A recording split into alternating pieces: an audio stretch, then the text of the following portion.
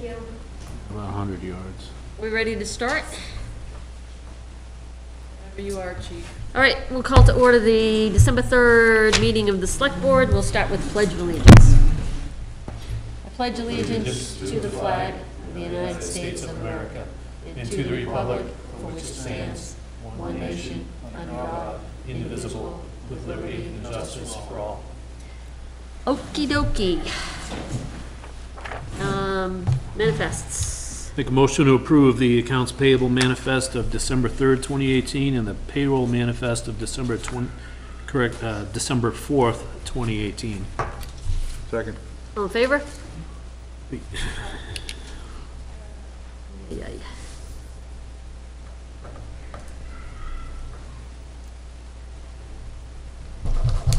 Tony has a pen, but it doesn't work.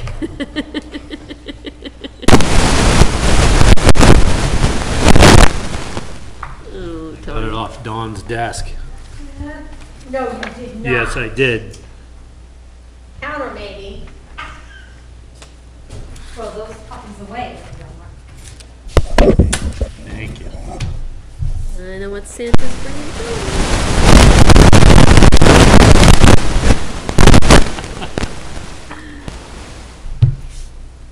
Red one.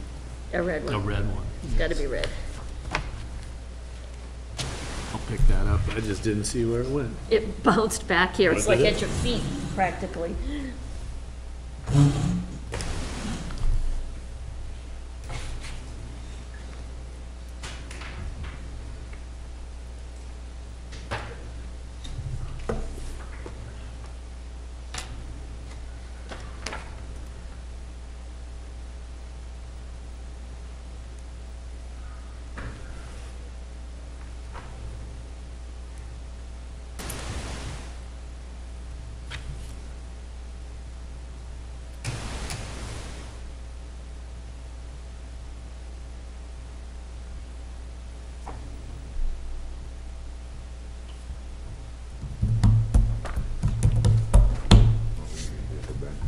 Okay, minutes. Make a motion to accept the minutes as amended for the Select Board meeting November 19th, 2018. I'll second for discussion. Okay. So just, Dawn, did you get my edits? I sent them I on looked. last Friday. I saw hers and I I They looked, were in there. and the only ones that I found were November 5. oh, those might be the ones I was thinking of. For some reason, emails, I didn't get the stuff as far as. So can we hold off on them then? Sure. Yep. Okay. I think it was minor in the, on it. Do you want to take a minute and look at them? Sure. Why don't you do that? So then? I know one was to strike just line 26 through 28 because that was kind of just, we were going back and forth as far as discussing any questions. It wasn't really applicable to the conversation. It was around the school. That was just, we were like, was it 10%? Was it 5%? Yeah, that's fine. Yeah. That's fine. Yeah. Wasn't There was a pertinent to our change, yeah, discussion. That's why I thought you had. Yeah, well, it was questions to it.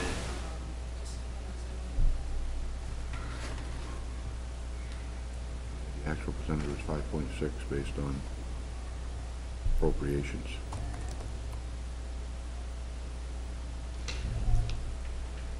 Notes? You want to just take it all out? Wait, is that, do you have her notes? That's Charlene's, not Vicki. Yeah, okay. She put it to 6, change it to 6. Yeah. But I'd say just strike it. That was my suggestion, just strike those. Do you want to get the rest of your comments off of that one? I don't know if they. That one was for me, the 5.6. Right, right. 10 was mentioned during the meeting, but I didn't think it was that amount, so I double checked with Chris and I put the correct. Okay, but we're going to now delete 26 through 28 altogether. Delete it altogether.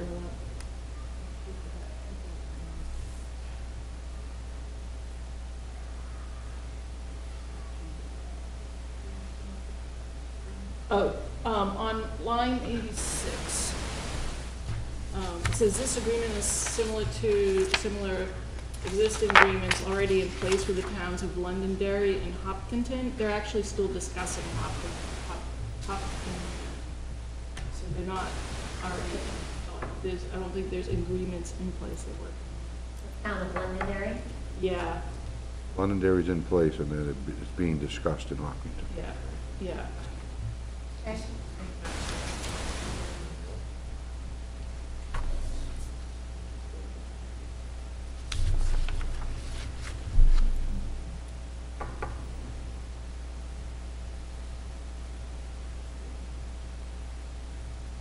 That was it, I think. You want to double check, Charlene, and then if there are more. Yeah, then we checking, can- Tyler has the, Tyler has I it. said, for the truck papers on it.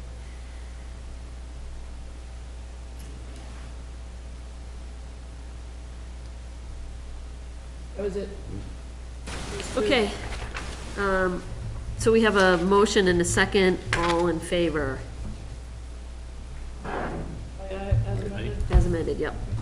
Donna, are we all caught up on minutes? As far as I know, Yeah, I think we are. Okay, you good. guys did 2 or 3 non-public last meeting, and I think you're good. Good, all right. Boards and committees. Ben is on budget.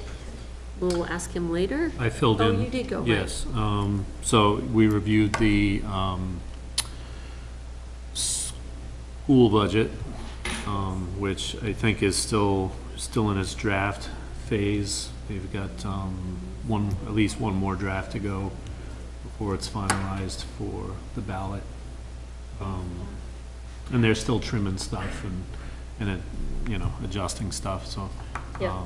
really not a lot to report on that. And that was a long meeting too, so we didn't cover anything else that night. Planning board, we had another hearing on the proposed cell tower move, which the gentleman from SBA explained is a contingency plan for them. They'd rather not move it if they don't have to, because the math isn't in their favor. It's a lot of expense to move a tower, the engineering and then the coordinating the carriers and whatnot, so. But enough questions came up during the hearing that we ended up having a site visit on Saturday to actually see the property. And so we did that 8 o'clock Saturday, right before the parade, just to get a look at the land. And it's been scraped, it's been bulldozed at some point in the past. It's pretty open. It's, more or less ready for whoever's gonna come in, survey it and construct it, if it comes to that, so. And how far are It's about 800 feet closer to the road, on that dirt road, they? Yeah, dirt access road. Still probably not visible from the road, given the terrain and how thickly wooded it is.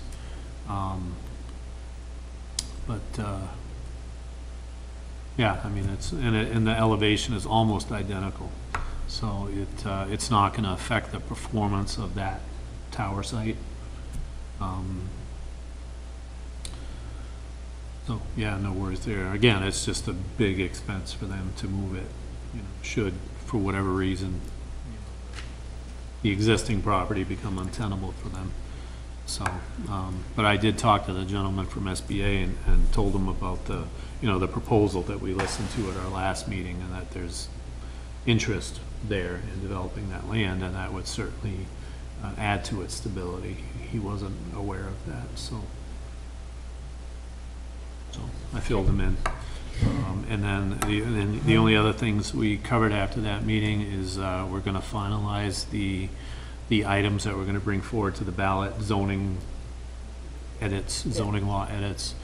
And also Dirk is working on finalizing his budget proposal, which is gonna include funding for a planner. So, did he get that to you already, or? Oh, he did, okay.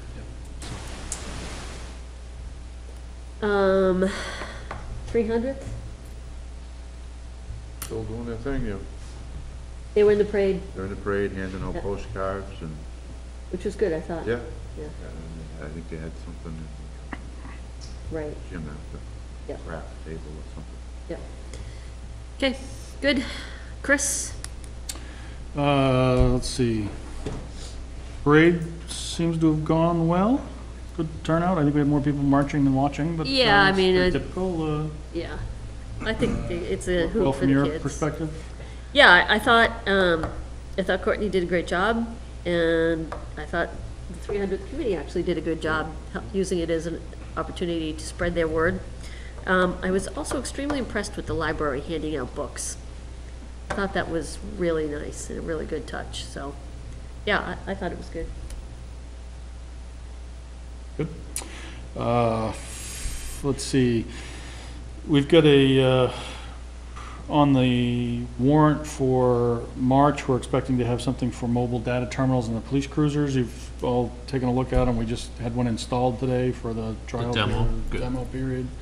So they're gonna, once they get the cell service fired up, they're gonna be trying that out for a month and checking for dead spots in town and, you know, giving it Good. a live trial. Is it one person who's trying it, or will there be It's in one multiple? car, so a lot of people will get a shot at it over the course of the month, yeah. I don't think they're gonna go full, it's not an attempt to, Sure. you know, try everything. Yeah. It's more about, coverage Yeah. and connectivity than it is about service, Yeah. right?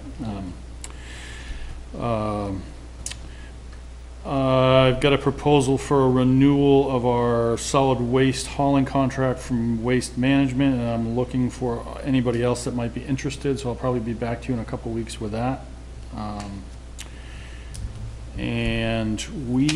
But we don't have to finish this subject right now, maybe we come back to it, but you are scheduled to meet on New Year's Eve in 4 weeks.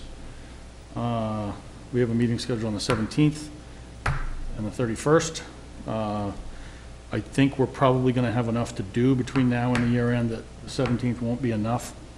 We had talked about getting together, to talk about compensation as well, so I wanted to say that while it was on my list. Don't let us leave without figuring out Don't anybody make any plans for New Year's Eve? when we're doing anything else. And I think I've updated you by email and everything else as of Friday. The town clerk is back home as of today. Still working through some stuff in that move, but close. Good.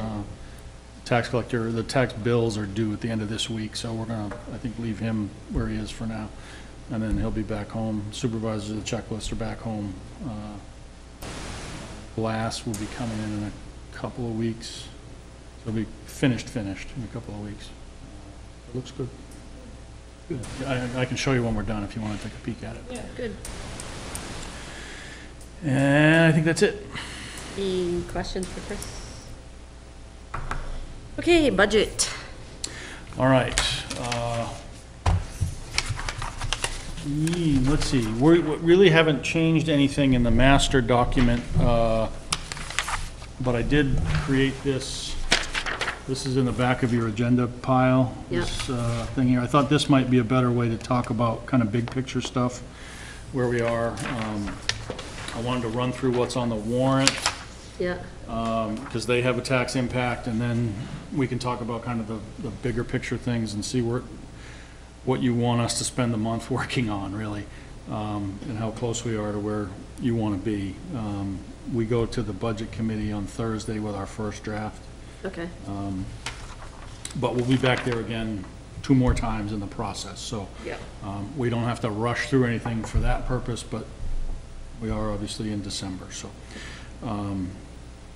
So the big picture, big picture, where we sit right now, the operating budget at just under 3.9 million, that's pretty much what you saw 2 weeks ago.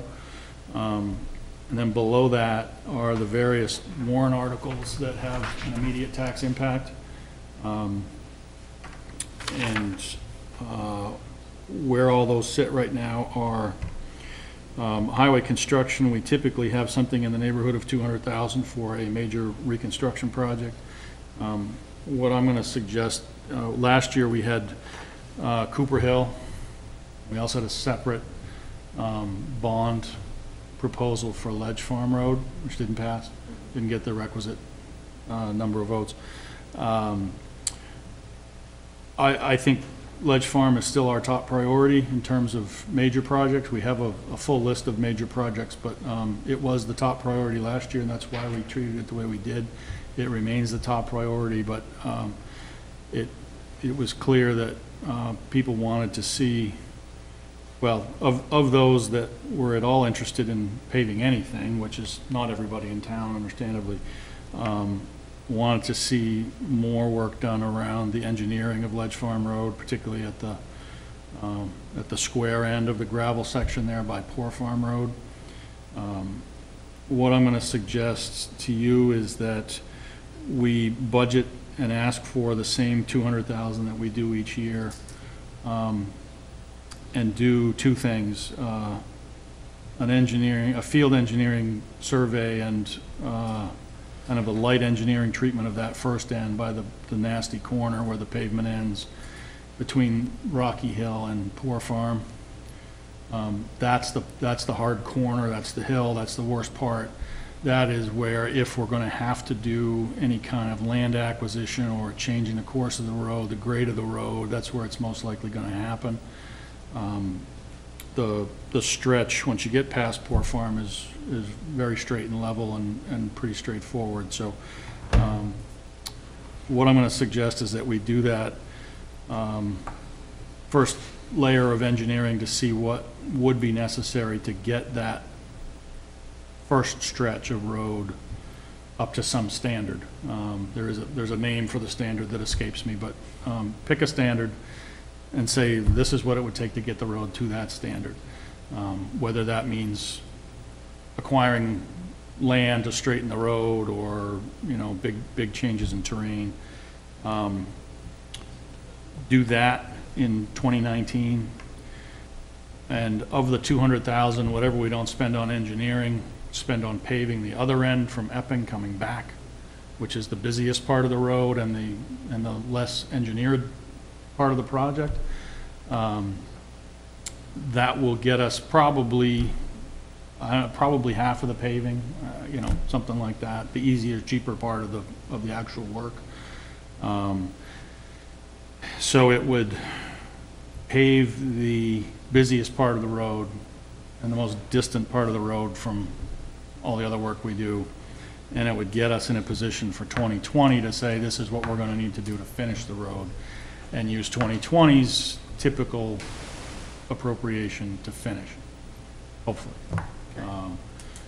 It all said and done, it may not fit in 2 years worth. I mean, we think it may take 3, but it was clear that there was not a desire to bond for that kind of work, so and it still needs to get done, so I think we need to plan on stretching it out. So that's my suggestion to you there. We can obviously come back to that, but or dig into it now if you want. Have we gotten the Stratford report yet? Is that The road surface management? No, we're still working on that. We're meeting again Wednesday. That's all asphalt, that's not Right. gravel, so. Right. Yep. I'm interested in seeing it though. Yeah. Let's see, so next, anything else on that item? Okay. Next, these are the numbers we're working with on the police mobile data terminals and the extraction equipment. You remember at town meeting last year, we amended oh no, it's a different subject, sorry, never mind. This is over 13-year-old extraction equipment that they've been needing to replace for a while. Not in the operating budget. Here is a standalone item, which you can obviously change, but next is the highway vehicle reserve fund. Down below, you will see $225,000 for the purchase of a highway truck. I don't know if you recall our discussions about trucks this year, the 03 or 02 six-wheel International that doesn't have a dump body anymore and kind of limped through the state inspection on a wing and a prayer, and anyway, this is its last winter, for sure. We barely got it inspected, and have anticipated replacing it for a while in the CIP process. So that's next year's plan for the capital reserve fund, is to ask for 225 to replace that truck with a 10-wheel dump truck.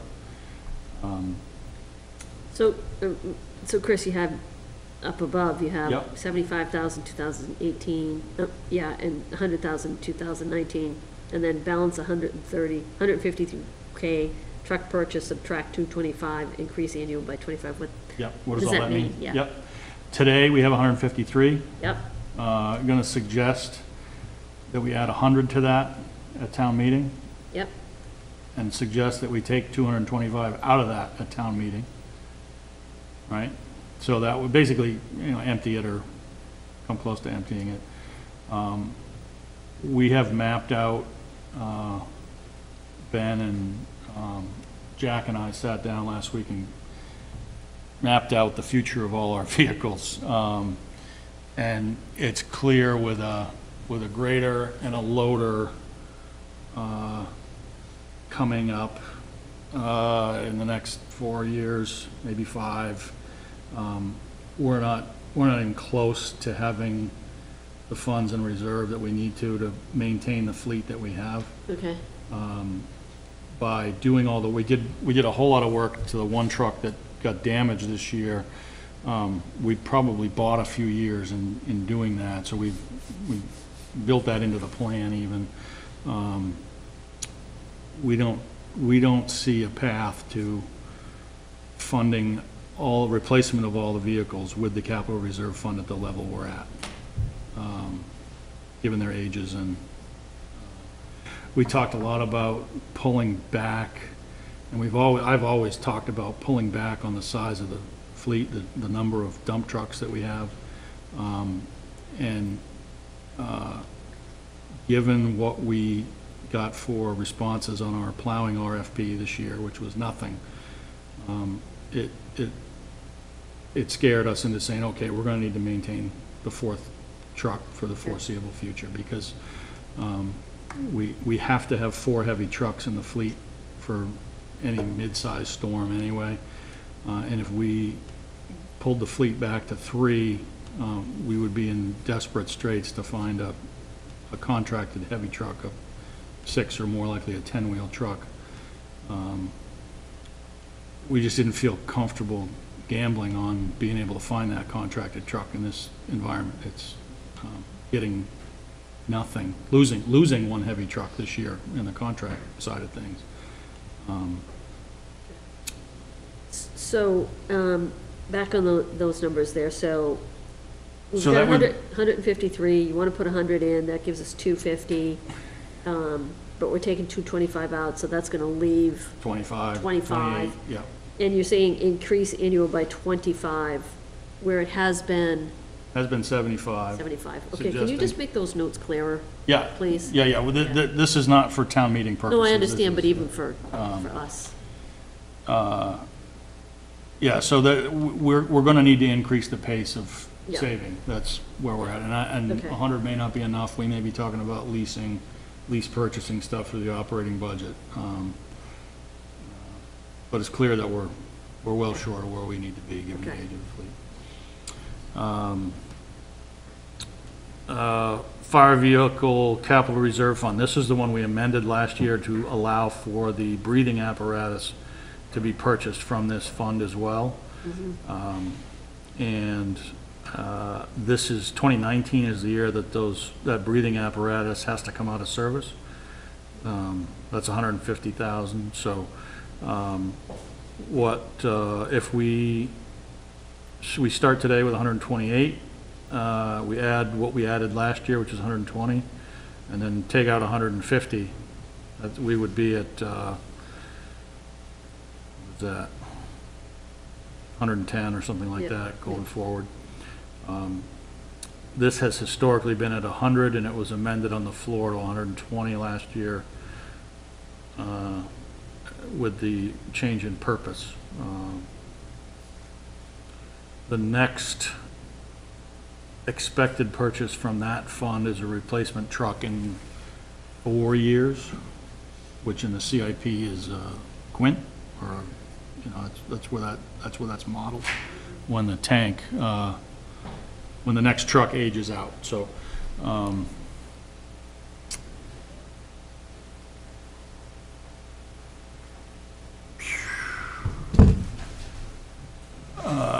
next, the revaluation, here's a spot of good news. We've been putting too much aside for that for 2020. I think that happened in the first year. We didn't know what our target was going to be, and we said, well, let's call it 25 in case we have an increase, and then we just kept going at the Yep. same pace. So Yep. we don't have to put any more money aside for the 2020 reval. Good. With interest, we'll get to where we need to be by 2020, so that can go away. The next three are now routine, the town buildings, HVAC, invasive species, and 300th.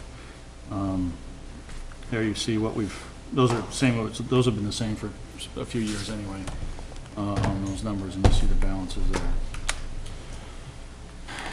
So if you add all that up, the total tax bill, things that you're either putting money in the bank or spending money next year, comes to 4.43 million. Compare that to last year's number, that's up 211 or just over 5%.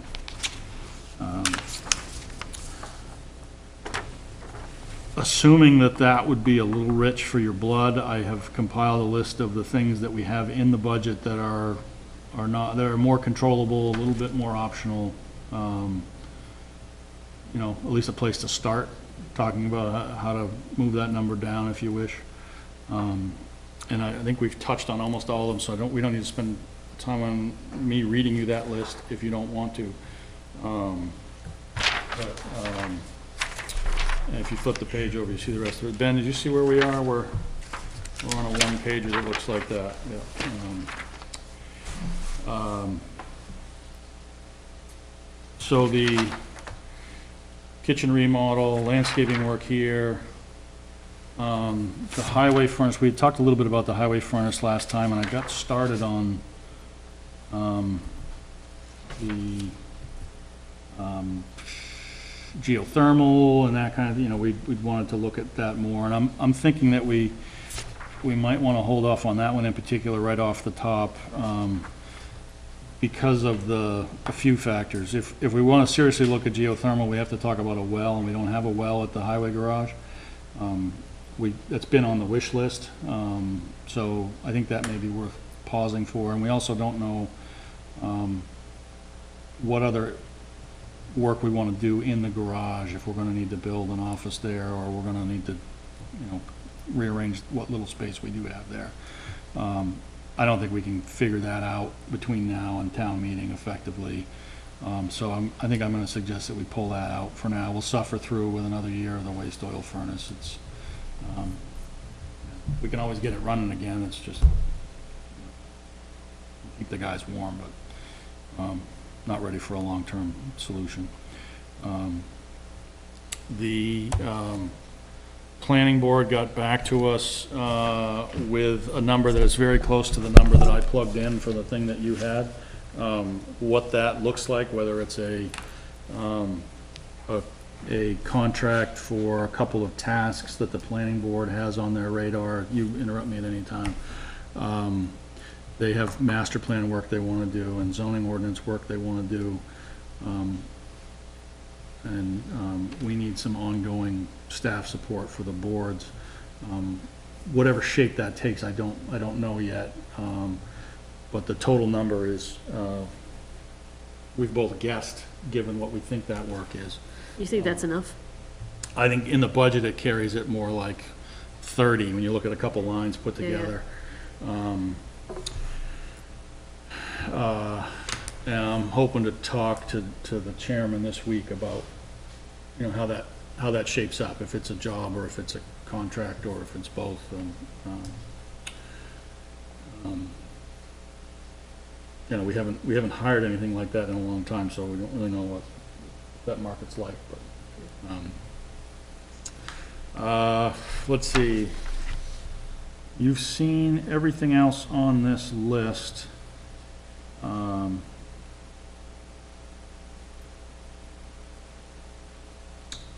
Yeah, there's nothing I need to add to that unless you have questions. I mean, there's nothing, no one line item that's huge. Right. I mean, we're seeing a big jump in health insurance, but that's a few kind of less controllable factors. Yeah. That's the single biggest jump by line item. Yeah. It's the single biggest line item, you know, outside of the shim and seal code, so. Yeah, yeah. Uh, And have we, so I see, you know, discussion about taking out the highway furnace. What about the bathroom at the recycling center? Yeah, that shows up down further. We'll keep going here. Okay. Things that aren't, things that are either really hard to budget or haven't been budgeted yet. Obviously plowing, Yeah, we're just guessing. We really are. The mix of contractors and employees has bounced around quite a bit. Whether, you know, we put in a number that we think is gonna be sufficient, and frankly, we almost always hold back on that shim and seal coat line because we get nervous about the second winter, or we Yep. have a bad first few months and we're nervous for the rest of the year. So those are, from a true budgeting perspective, they're really not great numbers. They're really hard to project accurately. The shim and seal coat number, I think we may be in a position to pull that one back, as I told you.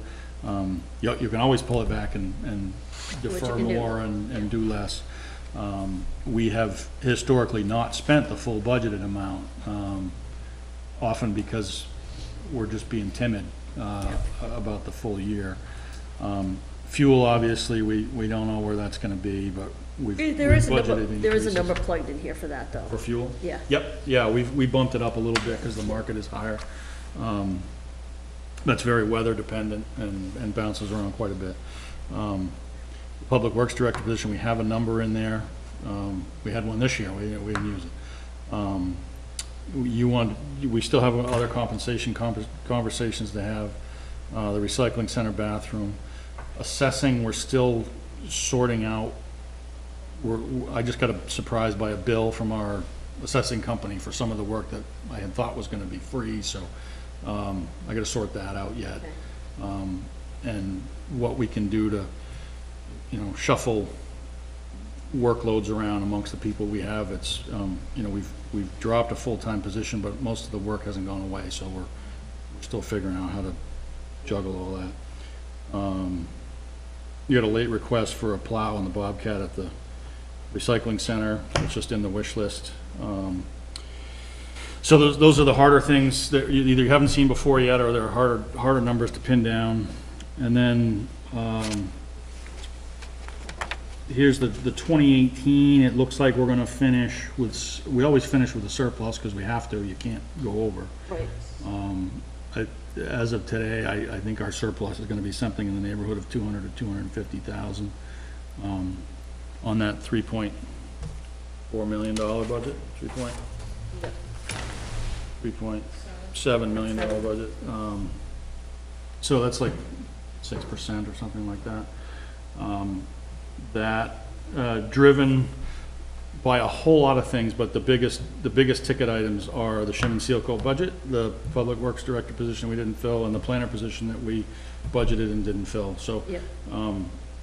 you know, those are all, should be spent if we had followed through on the plan. So, outside of those, there's a whole lot of Other line. little, you Yeah. know, little stuff. So that does a couple things for us. It could, if you wish, it could put us in a position to move some of these costs, a couple of these costs maybe forward into this year. We always do a little bit of that, to try and, you know, do things that we know we're gonna do that are normal course of business things that can help us save on the number we present for next year.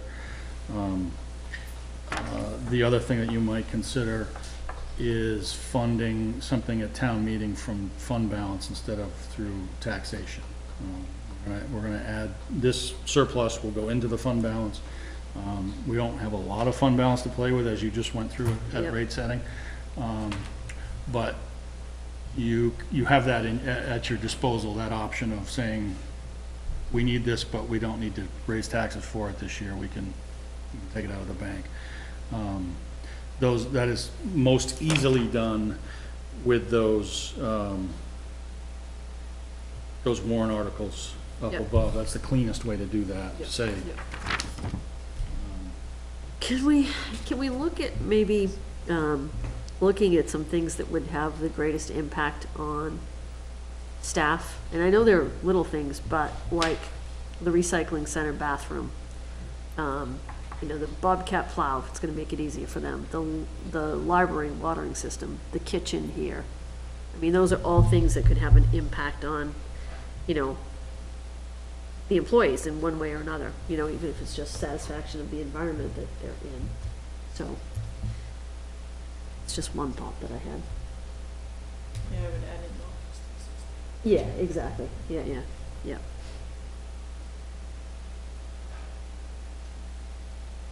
I don't know if anybody else has any thoughts on that. Oh, I like that idea. Does that seem to make sense to you, Chris? To prioritize those? For- Or to for- move them up? To move them up, Okay, yeah. yeah. Like, I don't know how practical it is when you're looking at things like the recycling center bathroom, but time-wise, Yeah, that's probably not gonna be a big number in terms of cost, but yeah, yeah, we can get partway there, certainly. yeah, That's probably not something that's gonna require a lot of labor. yeah, okay. Well, take a look at that, think about that, and then, give us your recommendations if you think there's something in addition or something else we should be looking at pulling in, To pull forward, yeah. yeah, so there's not a lot of it did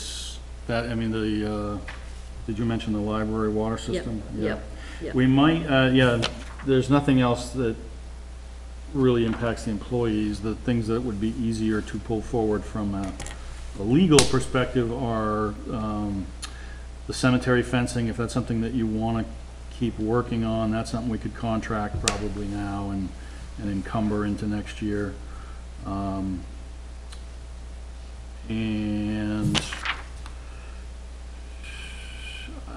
the kitchen renovation is probably a bit of a race to get that ready, Okay.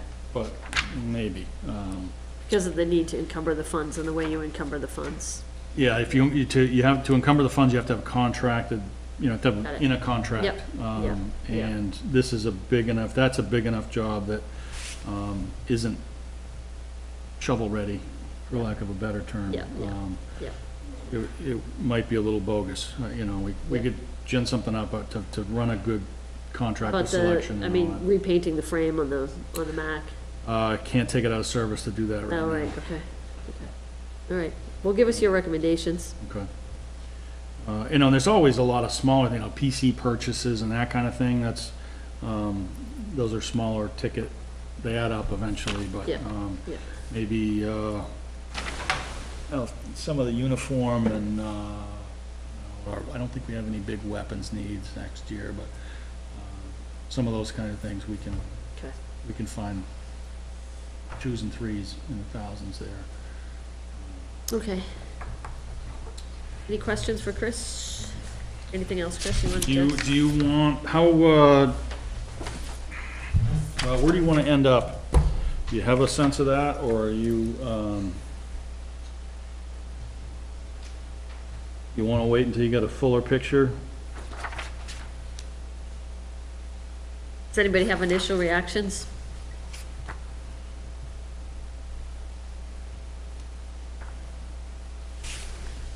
So right now, Our conversations around compensation are probably yeah, gonna drive some of Yep. this too, but, yeah, yeah.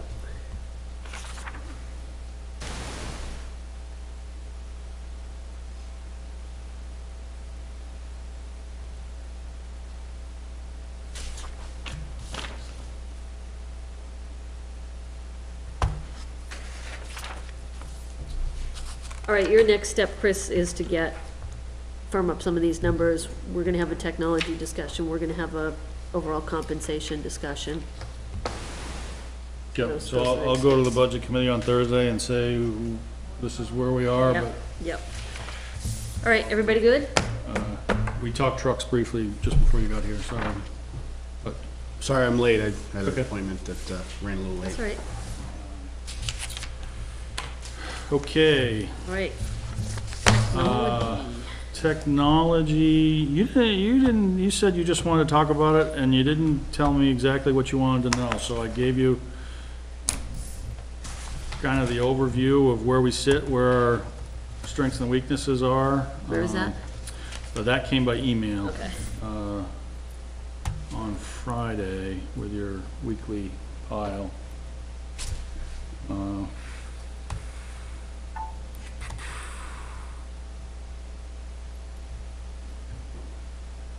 I'll skip to the end and go from there. Well, I mean, I think, Well, I think, All right, go ahead.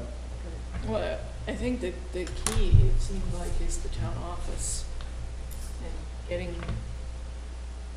all the softwares on getting everybody up on the software package is more.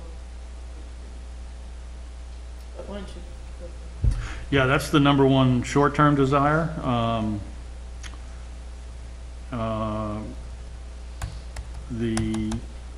And then not far behind that are perhaps or probably a payroll service. We have no real redundancy there, and it's a nice way to carve out some of the workload for the office sure, that's yeah. and perhaps to go with that, timekeeping capability, we're still on paper with that. And we survive, we're okay, but, it could be better. And it could be all, paperless and have a lot more redundancy in our ability to just keep going regardless of who's here. And then behind that, we're gonna evaluate and shop for better bookkeeping software next year. The stuff we have is, it's actually a DOS-based program that It still works? yeah, it's the foundation of it underneath it. I think it's still designed that way, but it's really cumbersome. It ends up, we end up having pretty much parallel systems for the main bookkeeping system, and then virtually everything else that goes on. All of our reconciliation activity is independent of the main bookkeeping software. All of our budgeting is done outside of the financial software. Don's built this monstrous Excel spreadsheet over the years because our financial software is so bad at reporting out that we don't use it for budgeting. We use it to feed Excel and run all of our budget modeling through that. Those of you that have been on the budget committee, you're used to seeing the school department's budget. Those documents come out of their financial system. That's one of the key features of the financial system. You don't see that from our stuff because our reporting is so muddy that, and it's cumbersome, it's slow, it's labor intensive. So there's a couple new players in the market. We went through this exercise a few years ago and didn't find anything that was better enough. But we're hopeful that for 2020, maybe we can find something else. It's a big move.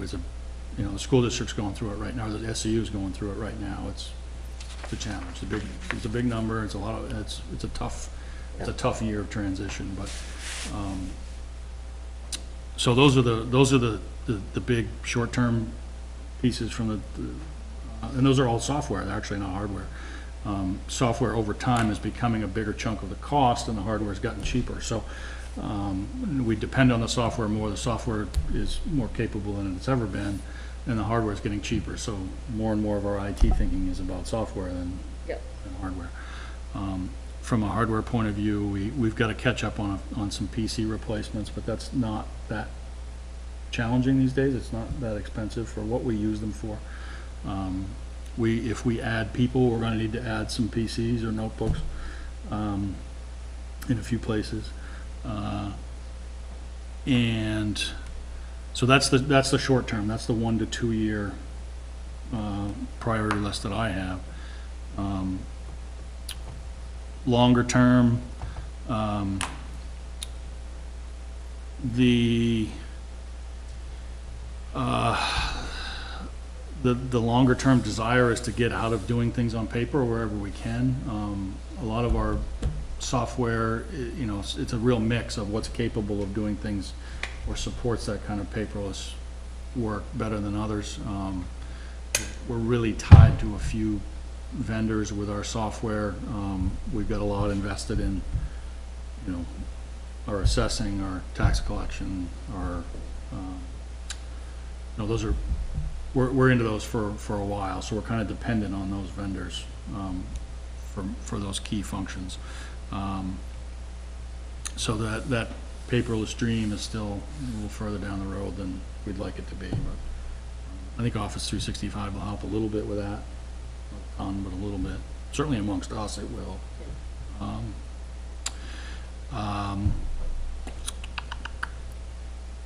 And then another long-term one is our whole approach to IT is pretty scattered. We're in silos in a lot of ways with our IT. That's just evolved that way. We are fortunate to have a couple volunteers in a couple places that handle a vast amount of stuff that never finds its way to the staff, which is great. And we've got capable, if not expert, people in a couple places that can help us survive with some contract help. There's some logic in the long term of just getting it all, you know, get one IT contract, get one IT expert under contract. We're nowhere near busy enough to need an IT employee. We can do it with a contract, but and I think we're just going to have to get pushed to that as we lose our volunteers or we lose our expertise. That's the problem. If you lose, somebody leaves and they're the expert, then you're lost. Or you have to start all over again. You know, fortunately, the places where we're depending on volunteers are the library and fire. Neither one of those are actually networks. It's just PC management, and none of the, you know, the key systems are supported, so we can afford to take our time in that regard. And we don't actually do network administration per se in those places, so that takes the risk.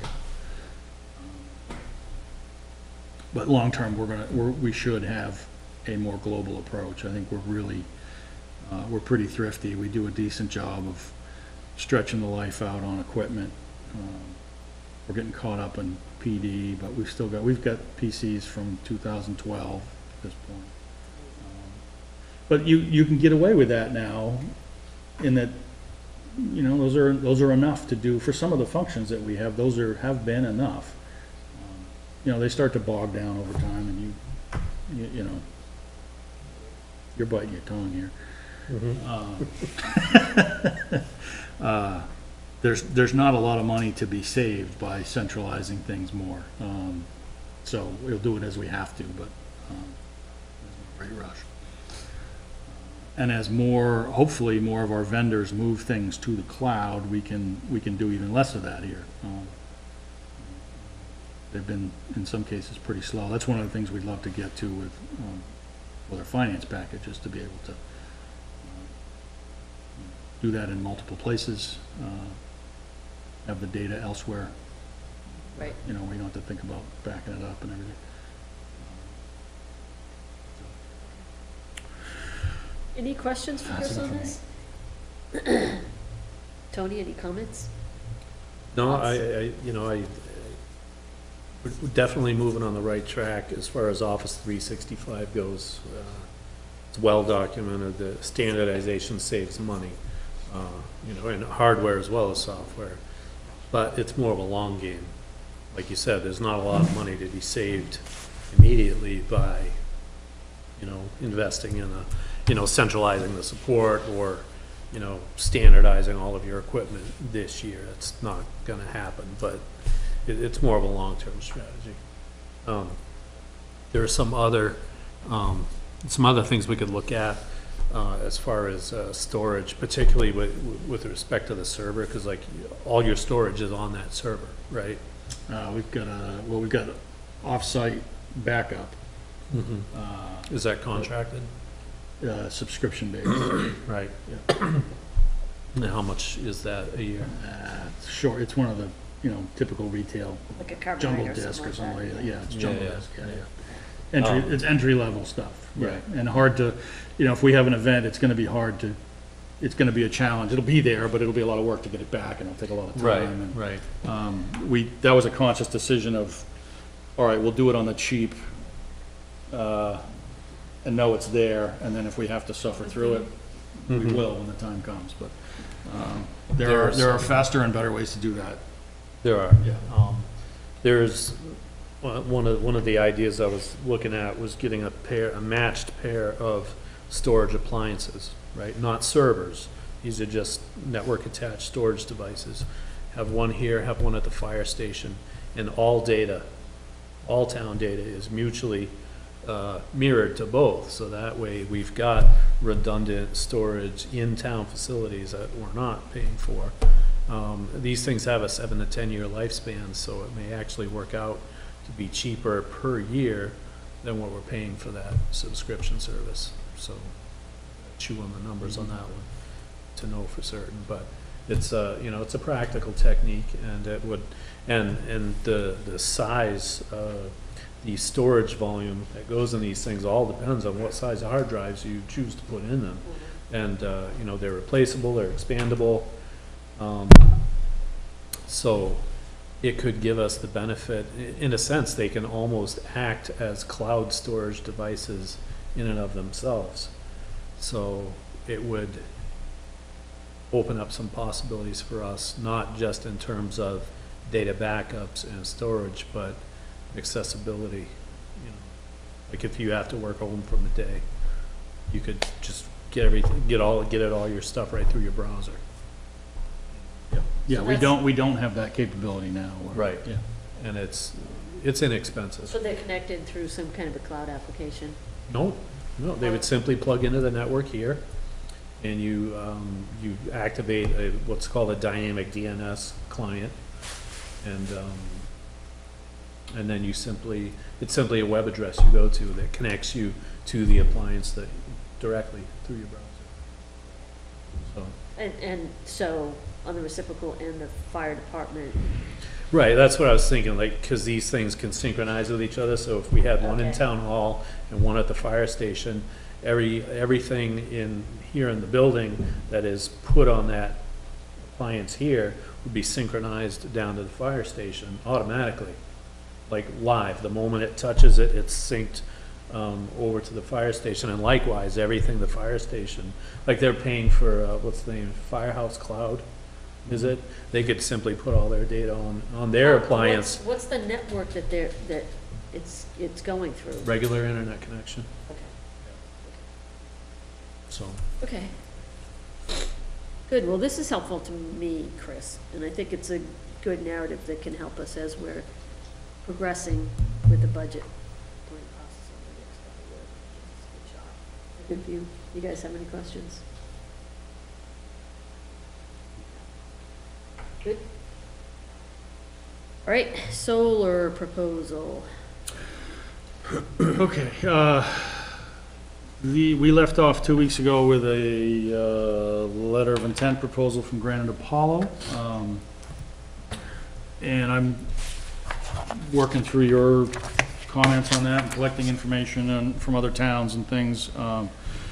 And while all that's going on, just today I finally connected with him, but I've had a developer I've been in touch with over the last couple of years, just casually looking at USA Springs and kind of he's just keeping an eye on us. And I happened to mention what we had been talking about and learned that he's actually run RFPs for similar facilities in the state just recently ran one that was bigger than our parcel, but interestingly found 3 firms to respond to the RFP for a similar utility scale solar project. We hadn't found much in our poking around to see who else is doing this. We didn't really work that hard at it, but there's no, 2 or 3 big players that have been making a lot of noise about doing this kind of thing. I think we ought to at least listen to what they have to say about what they've seen in the market and what they may or may not be able to do for us in terms of, shopping that market for potential vendors. I think the consensus was that this is a good use. It's a good direction to go down. And it's worth expending a lot of energy to find out if it works. Maybe this is the vendor that we have is the one, maybe it isn't. There's plenty of reasons to ask that question. So I'm going to have a longer conversation with them later this week, and then I'll get back to you to say is it worth maybe finding somebody to partner with to run it's got some expertise in that. And one of the biggest things that we've struggled with now is testing the value of what's been proposed to us. We don't know what the market is in lots of ways for that. So maybe there's an opportunity there to do this better, end up in the same place, but do it better. So I'm going to suggest that you hold off for another couple of weeks on that LOI until we see if there's another way. Where we would love to get to the point where we can do something at town meeting, but we've still got a year and a half where nobody's going to invest a whole lot of money in that anyway. So That makes sense to me. He's not a solar company, he's just a Correct. developer, and he's proposing put out a couple of RFPs, or he is gonna provide some information based on what he has done. He's going to provide some information from, I don't know what kind of detail, but what the process looked like in another municipal project that they were not the developer of the project, but were running the selection process and all that. So we'll get a sense of what that process looked like, what the, they got 3 responses to it. So well, I want to find out how solid those responses are. They're real.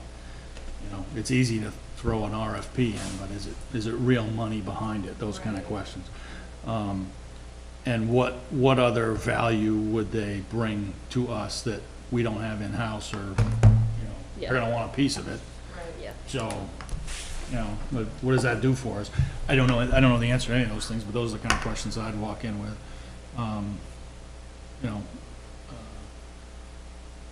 More eyes on it's always better. I agree. And more choices is always better. So Yep. maybe it comes to naught, but I think it's worth a look. Okay, everybody's good with that? Yep. Good. Okay. All right. Anybody else going to talk tonight, or is it only going to be me? It's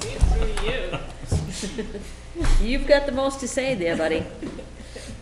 Okay, private road maintenance. Okay, so this came to your attention first late last week with a culvert problem on Bard Area Lane. I think you've seen pictures if you haven't seen the site yourself. The latest, as of about 4 o'clock, there's some water flowing through the culvert faster than it had been at 2 o'clock. John Fernald was in there poking at it, seemed to clear some obstruction at it, but also got a clear view of what looked to be damage in the middle of the culvert. So the universal assessment from everybody that's looked at it is that it needs to be replaced. It probably won't handle heavy prolonged rain or melt. We've got the water level below the road level at this point, but and that'll probably continue for the next couple of weeks if the weather forecast holds, but it probably won't do that forever. the suggested repair is to just replace that length of culvert or two. So it's about a 40-foot run from one end to the other. The damage appears to be at the union of two 20-foot pieces of culvert, so we would be into it for at least one 20-foot length, if not both. You know, if you get that far, you might decide that it's worth to do just both. Typically not a challenging decision, except for the fact that it's a private road, and we have been here before. We have reached the point where I think you ought to make the decisions about major repairs to private roads, given the discussions that we've had. We can do quick and dirty Band-Aids to things pretty easily that don't cost us much. This doesn't qualify as one of those, so. I chatted with the owner. The owner is John Fernald and his brother. They've owned the property forever, and it's pretty clearly theirs. John's view is that it's, as an emergency lane, it's the town's responsibility, and it's what the town has kind of done for generations. Does that kind of work? So I think he's done what he's going to do. The prognosis is that it's okay now. It won't be forever. And if we're going to do something about it, we should probably do it before the ground freezes anymore, because it's going to get very difficult to do it soon.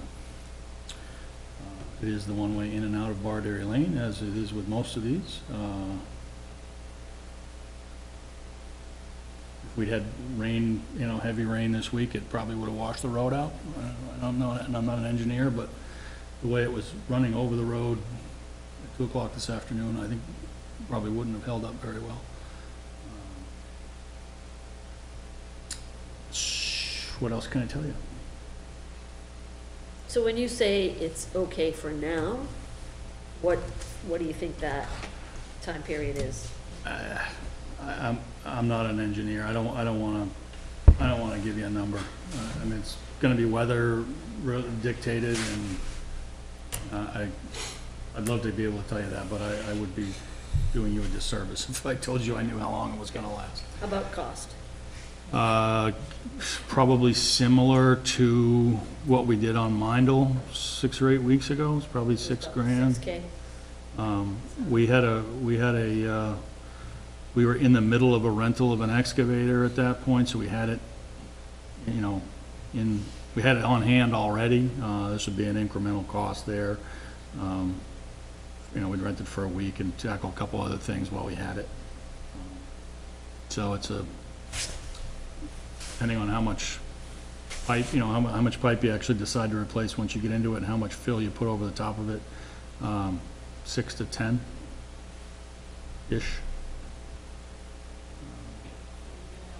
From what I saw, it's because of the way that the water is just pooling on either side.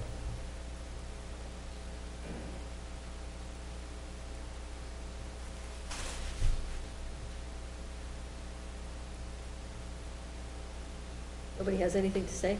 I have lots to say, but I'll let other folks say.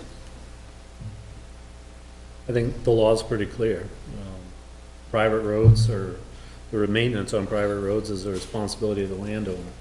If we start letting these road owners say, well, I'm not gonna fix it because that's the town's responsibility, there'll be no end to this.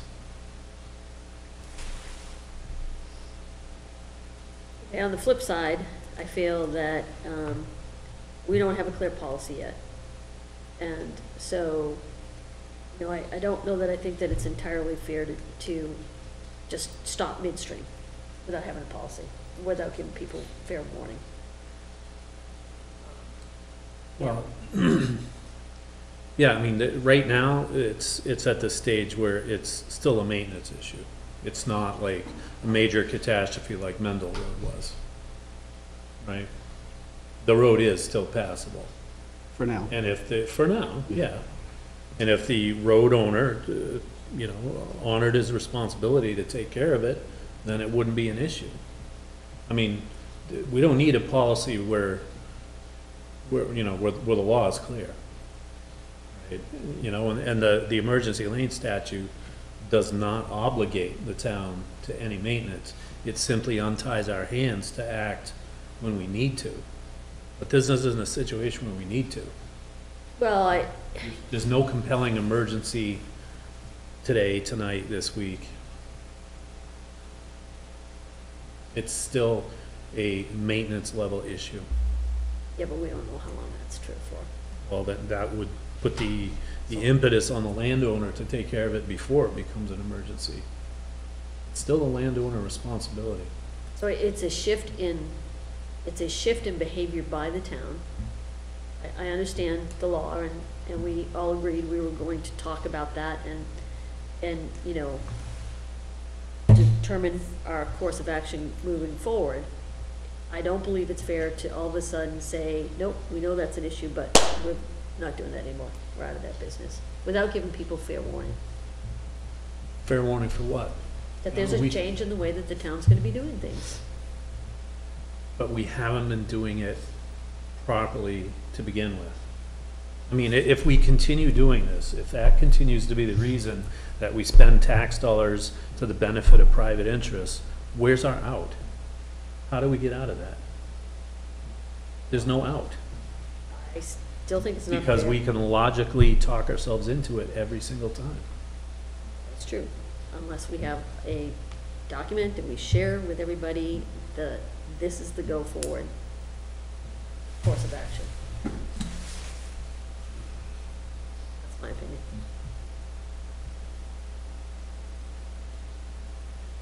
I think people believe that they pay taxes, they have the rights of everybody else in town, what, from the feedback that I've received, email. That's what it sounds like. I don't know if it's been like that always, or,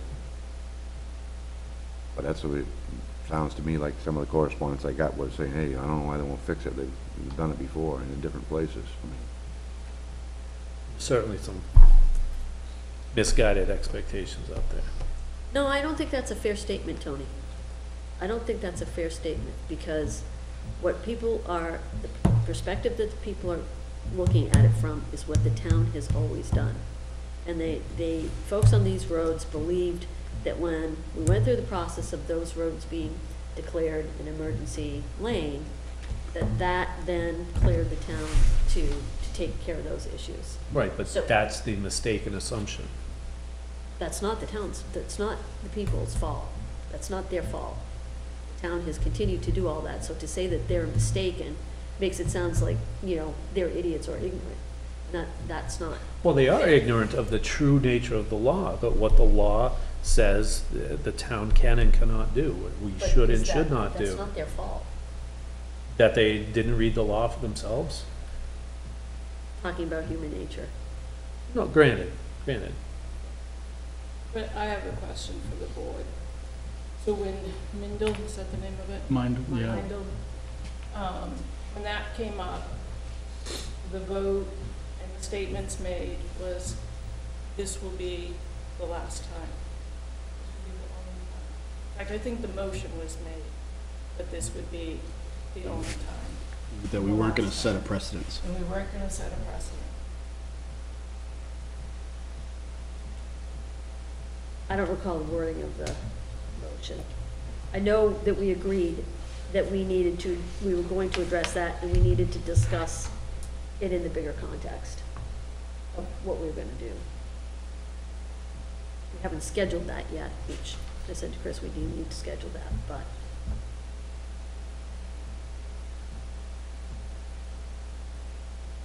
I think What's the Tony date of that has, meeting? Tony's clearly stated what the law is, and that we have no obligation, nor do we have any liability, whether we fix it or whether we don't fix it. So folks need to be clear and understand that. So we don't have to do anything, and we have no liability. And it still remains as an emergency lane. So our decision is how critical is this to the passage of the road and whether or not to do it. We're in a timing, again, where it's winter time and the weather's not gonna get better for months. But I think that I think there is some misunderstanding based on the correspondence from two individuals in town, the road, that one, Chris does not have the authority to make those decisions, and so he is not being responsive to those people. He is not providing lip service to those people. He is doing his job, which is he is communicating to the board, and it's the board's decision to do it. So that's number one. So I think that people need to understand that Chris is not a town manager, he's a town administrator, he's doing his job, and he's done everything that he had to do to address this issue to the point of where it is. That particular point has come up many times over many issues. So that I want to be clear, that people understand that Chris has done his job. The other thing is again, going back to this, the correspondence, we have no liability on this town. It is not our responsibility to fix the road. So some of the wording in that email to us was incorrect as far as what our responsibilities are in regards to a private road and an emergency lane. So let's clear that. So now what we have to do is just come to the decision about whether or not we appropriate public money for a private benefit. That's where we are with this. And that's the decision that we're making, just like we did on the other road. Except the other road was in another town that we had no jurisdiction to be in. And that road was washed out into a 15-foot deep gully. That was a compelling emergency. This, yeah, there's potholes, but it's still passable.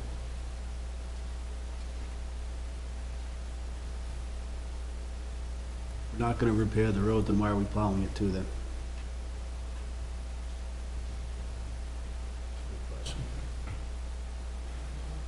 I had brought it before about, any new home developments or whatever. I know where I lived the first year and a half or whatever, and we continue to pay a homeowners association fee in case something does happen in our common lands or whatever.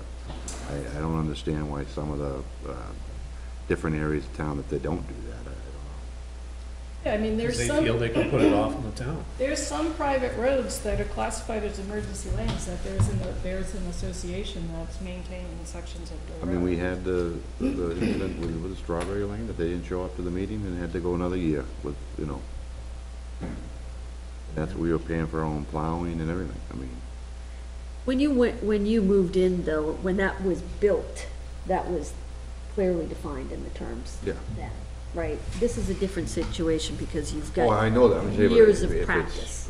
but it's Right. all new developments that come in. That's like one of the first Yeah, I things. know, saying, you guys are that's clear, there's no responsible. question there. What we're talking about on these roads is it's years of practice, right? And so, do it for years and years. It's years of misappropriation of taxpayer dollars. That's That what it doesn't is. obligate us to continue to misappropriate either. But, I mean, I can also say that, like Ben just said, if we've been plowing it, if you give somebody a service, they say we can't do it anymore, then there's definitely gonna be all different opinions, so. Right. Well, just as Donna said earlier, to change in midstream, I have a hard time. I'm kind of struggling with that. All right. Do I necessarily agree with repairing that road at this particular time? I would say no, but eventually it's going to need to be repaired. We have to address this private road situation. Unfortunately, we're in the beginning of snow season, so it would be unfair for the town to tell these people that live on these private roads at this particular time that we're not going to maintain the road and we're not going to plow your road. We need to give them sufficient time to digest it. So I'd say, let's finish the season, we'll readdress this in the spring and give the townspeople, those folks on these roads, enough notice of what we're gonna do for the next season and address it appropriately. We can't just leave them high and dry. This is a tough situation, and the board's in a pickle right now, because The town has done this for a number of years. I recognize that. But we also have an obligation to the townspeople to give them sufficient notice that we're no longer going to provide a service that they expect us to give.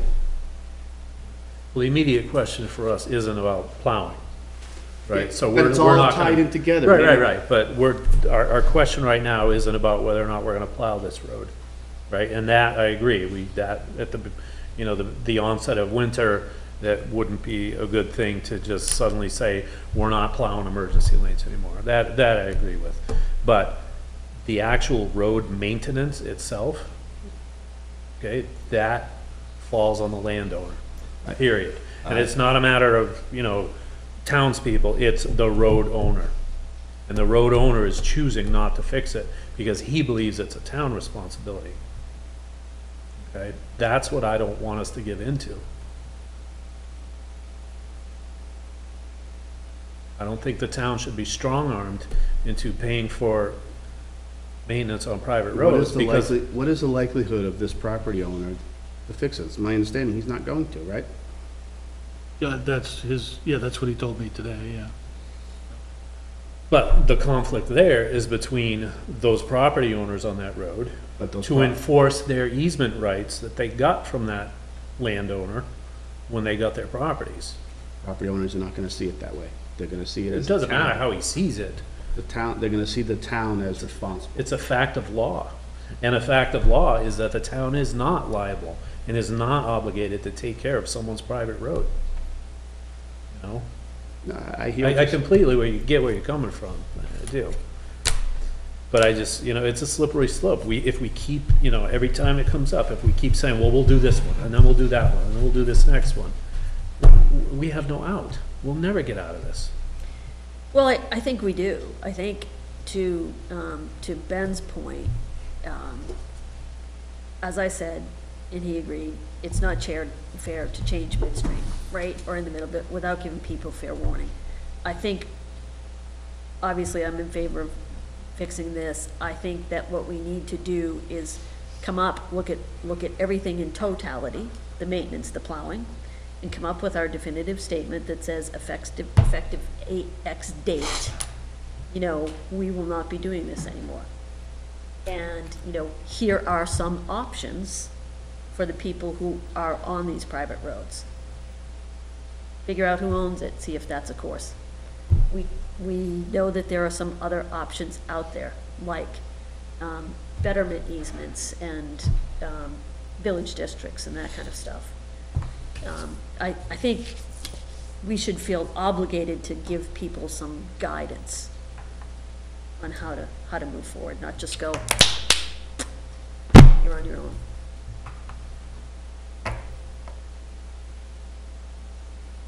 I think myself that right now, even though I don't know what the laws say or whatever, I think we've implemented past practice. We're screwed. We've been doing this for, No, we're not screwed. well, not, we may have screwed, but still, it's not like we're hearing. You can come up and say, oh, starting Monday morning, we no longer do that. How many years have we been doing it? I don't even know. Decades. Yeah. I've lived here for 30 years. I lived on Bogderry Lane, and I've traveled that road many times on winter in mud and muddy ditches, and that area where it is right now, that has flooded before. The road is in really good condition. I drove down it on Sunday. It has gotten worse when I drove down it this morning in that section. It has gotten worse.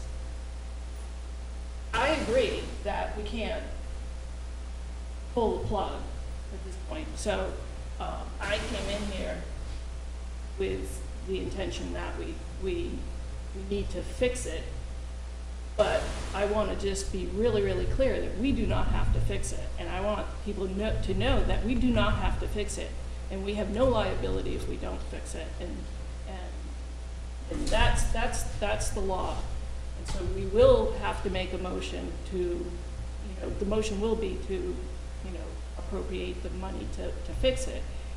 Now, the second question I have is, how do we fix it? So we can fix it in a couple ways. We can Band-Aid it to get it through the winter, right?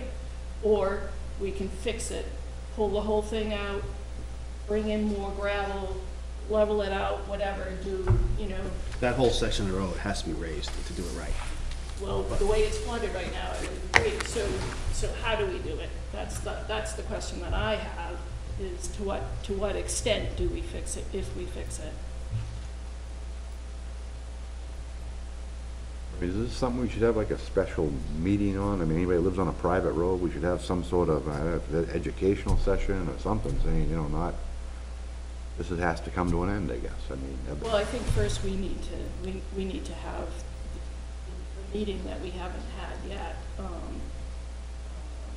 to have that meeting sooner than later. It's already been well over almost 2 months now since the,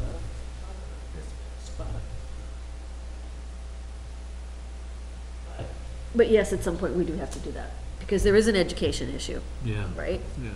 It's not an ignorance issue. well, yeah, and there's people running around town saying that, you know, We're not doing our jobs. we're not doing Yes. our jobs, and that's not That's not fair. Or that, you know, you know, and, you know, That's not just. we on this- have a road maintenance policy, we have a winter maintenance policy, that's what we follow, that's what, you know, that's being done, it's all being applied for, and, you know, adhered to, I should say.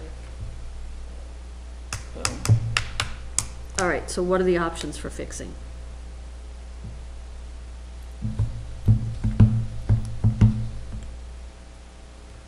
We gotta rent an excavator. So that's an added cost right there. That's $3,400, right? We don't have to rent it for a month. I think we can rent it for I a thought he week. charged the same amount regardless if it was a day, a week, or a month. No, that can't be No. right. Okay. I think there's a weekly option and a monthly option. Okay. Plus, there's other projects we can potentially get done while we have it. Jack mentioned one other one that he would do if he had it, but Okay. that's not a requirement. If we gotta buy a week, we'll Yeah. use the week. Yeah. Then we gotta rent a trailer with that. so then do we, if we're gonna have to rent a piece of equipment, yeah, where else can we use that piece of equipment? We're gonna pay for that piece of equipment. And then how can we get that scheduled to do whatever, not knowing, you know, we could get that all lined up and hit snow and then, you know, the highway department can't get at it. Weather forecast looks good. If you tell us to go, we'll get it done. It'll get done this week, assuming that the excavator is available, and it probably is. We're not worried about it from that perspective. It's like, It's a Thursday or a Friday project for Bardary. We're ready. If you say go, we'll go, and it'll be done this week. did he say how deep that culvert is? The guess was probably a little less than 2 feet right now, maybe 2 feet. Yeah, so it probably wasn't put in deep enough and filled, so a heavy wheel trucker probably crushed it. That's it. Who knows? Well, Or- the excavator or- could've done it. I Yeah. mean, Yeah. as heavy as that Yeah. thing is. Yeah, I got a quick question, Charlie. When you were on Bardary, the other culvert on the other side, the big one? the big one, who replaced that? Did the town or did the landlord? That's the one I had asked Johnny about when he came in here on the last one, so that one was a complete washout, beaver dam busted, and what he said that night was, he put in 2 culverts there, Yeah. and he, I think he said he would pay for one, and he was the culverts, but, so he put in 2 really giant, and a Yeah. whole crap load of riprap, and I mean, that was a major job that he did there, and that road was completely washed out. I didn't live on the road then, but my wife did. Okay. She was on the other side.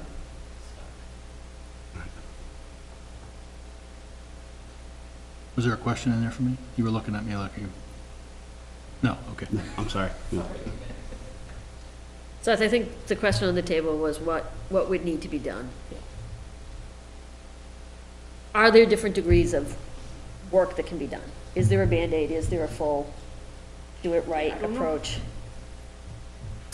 I think the only real variable in the realm of small-scale work, not engineering the road. Short of that, I think the only real flexibility there is how much do you bring the road up in the process of doing it. I think you gotta make a decision once you get in there, if you need to do, if it makes sense to do both halves of the culvert, which it probably will.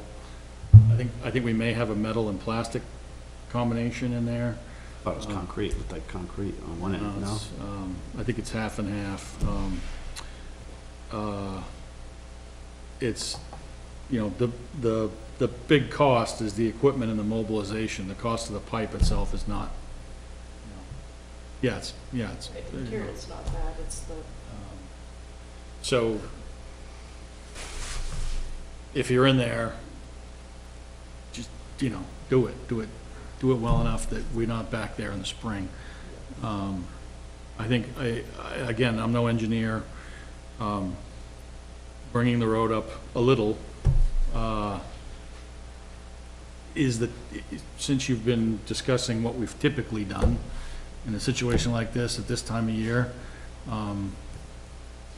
a project like that would be change the culvert, bring the road up a little bit to get you through. That's what we would have historically done on a private road situation like this.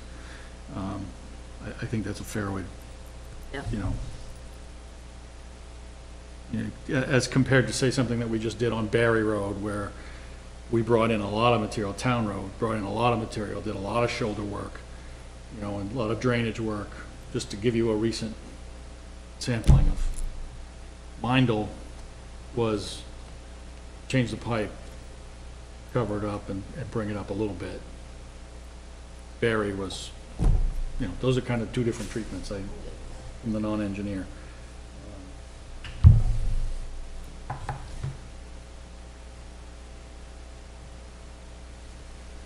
Okay, Before we do a motion, I think we should set a date when we're gonna talk about this.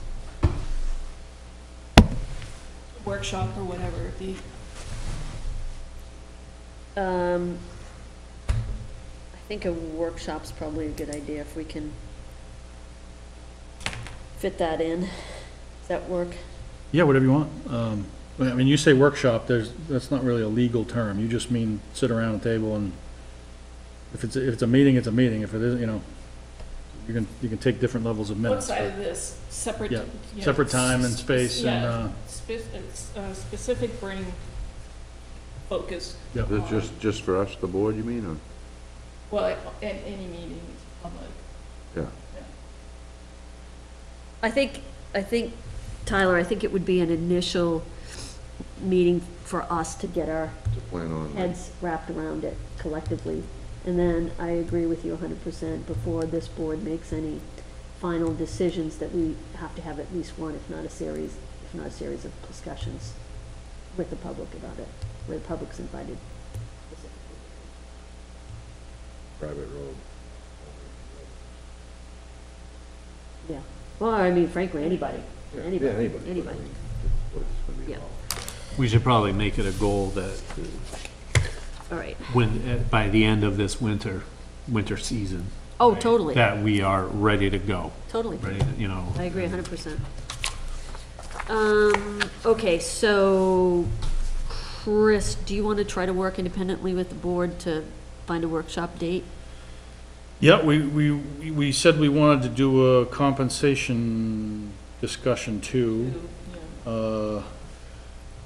What kind of time, give me a neighborhood. What, do you want to be in the next couple of weeks? Do you want to be, I think we should do the compensation. Compensation has to be in the next couple of weeks, okay?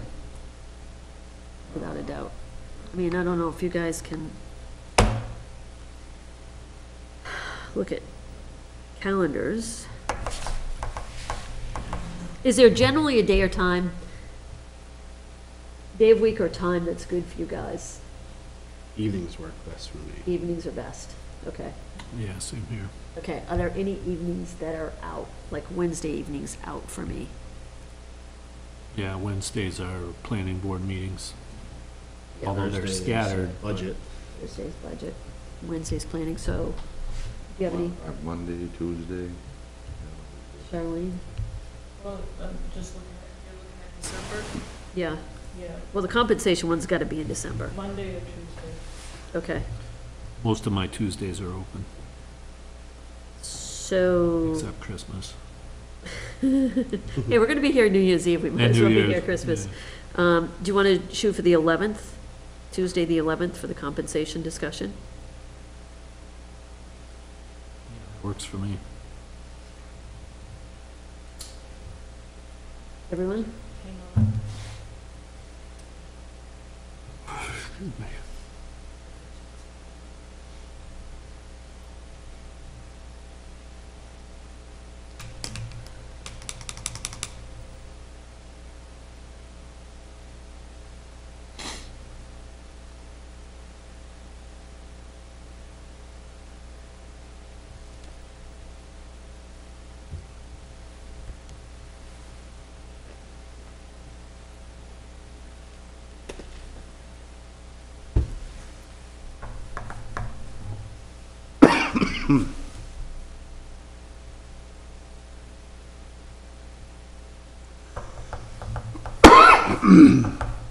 What's our next meeting, the 17th?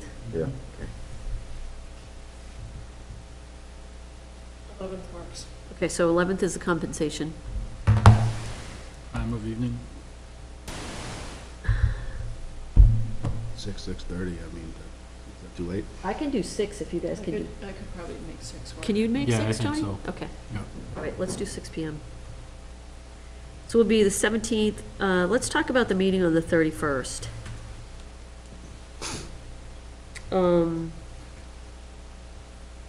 How do we want to make up for that one? Because we've got a lot going, right, Chris? Yeah, we could be in a position to need to encumber some funds or get through another round of a budget or,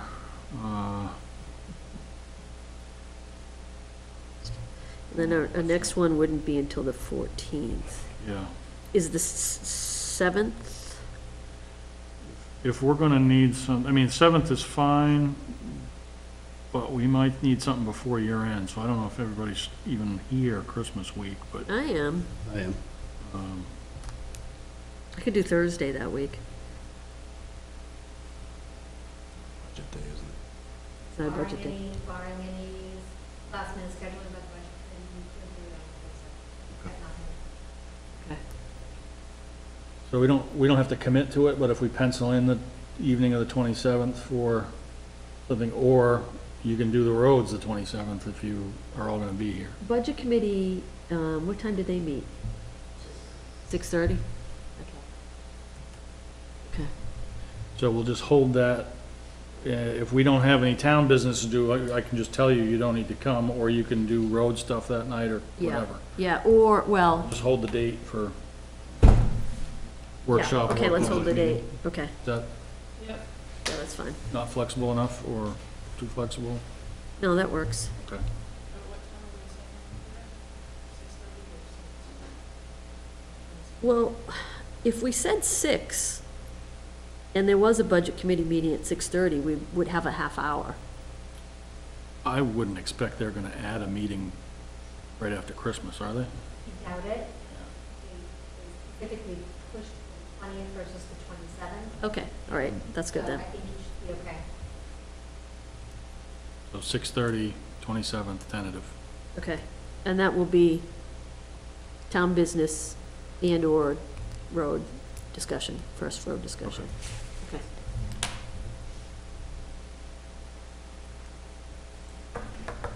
Okay, You are canceling the 31st, is that what I'm?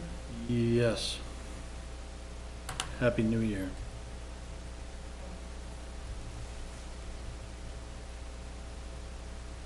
okay.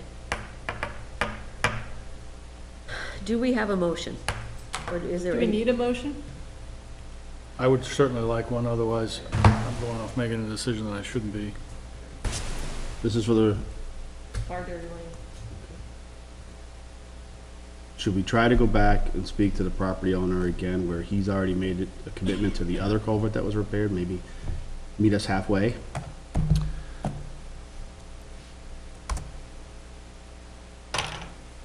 I think if you're gonna do it, we ought to do it because we have a very short window of time to do it before the weather and the temperatures. Because I think there's there's at least a fair possibility that things get worse and it gets much harder to fix, and we're right back in the same position where the road owner's not gonna do anything, and we're gonna have people, stranded or, so I'll do whatever you tell me to do, but if this is an opportunity to go, do it.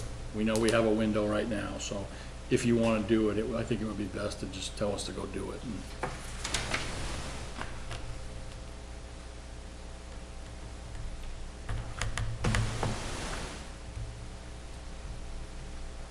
Tell us not to do it, and we'll go deal with that some other way, but. Okay, you want me to make the motion? Is that what you're looking for? Yeah.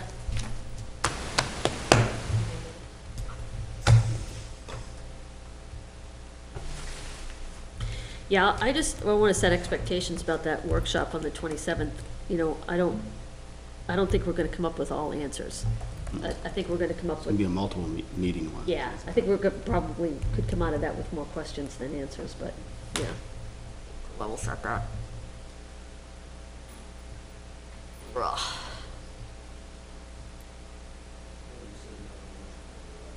We're having two. The 11th is about compensation. Town compensation, town employees' compensation, packages and all of that. Not our compensation.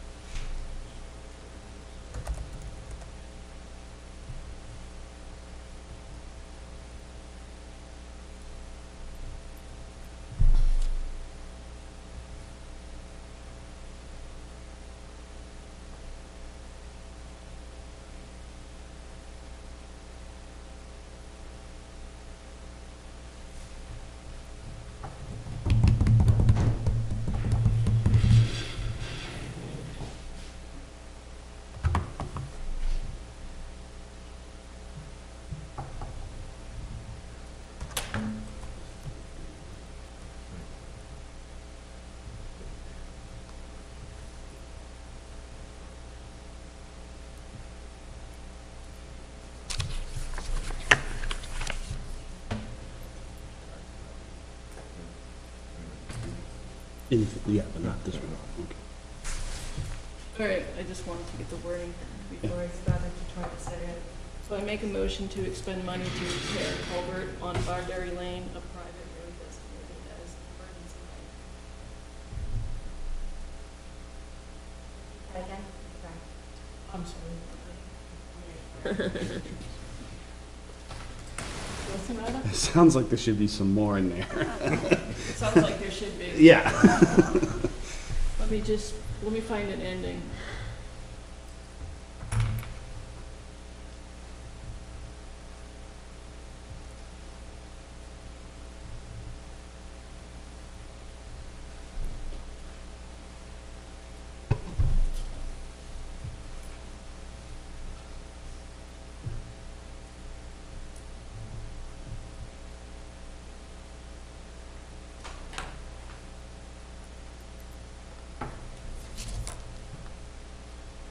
I want to stay away from that. I'm just gonna go with what I had. So I make a motion to expend money to repair a culvert on Barberry Lane, a private road designated as an emergency lane. Do we have a second?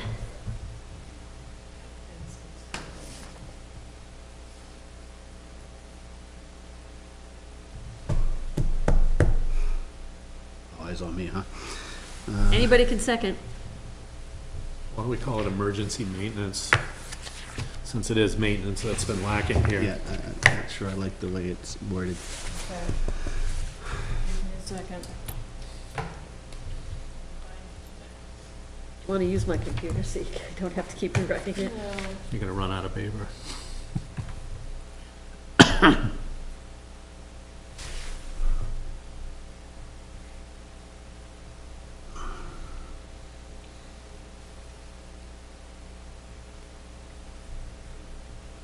We're gonna repair the culvert, right? That's what we're doing, which is within the emergency lane authority. Repair or Band-Aid? We just put down repair because we don't really know how we're gonna do that, right? All right,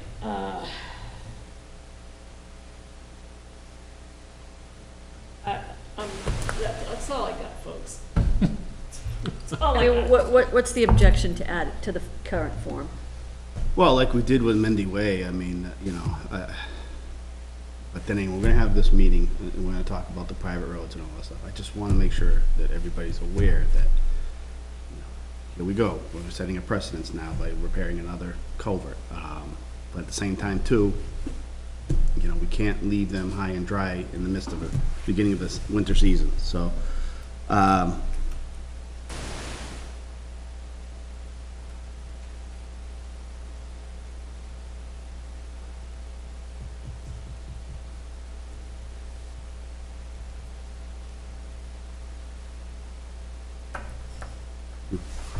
Anyone can second. I'll second it for the purposes of discussion.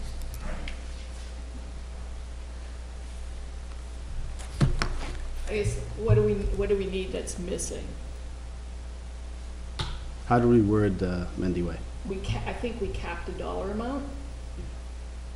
So, I guess the question is, do we want to cap a dollar amount on it? I think did we say up to 10? Yeah, it's kind of we may, no, I don't think we did, because you don't sit there with a cash register as you're doing the Yeah, job. I know. I mean, the cost is, so much of the cost is labor, and I think I can implement what I think your desire is, that we do what we have to do, and not a lot more than that. And I can report back to you on what we think we spent in doing it. Yep.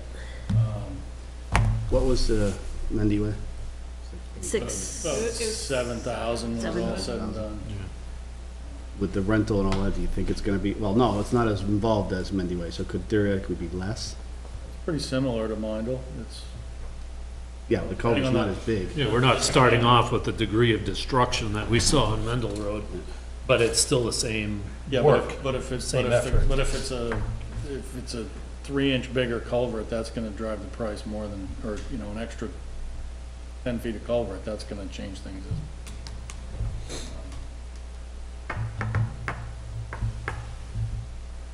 Do you wanna tell us to do what is necessary to get through the winter?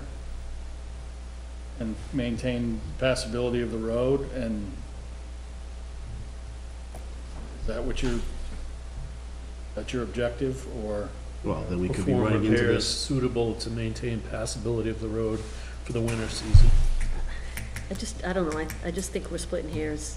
Yeah. I mean, I think what Charlene, the motion that Charlene has worded it was fine, and we've got a date on the books to move forward, to start to solve this whole issue.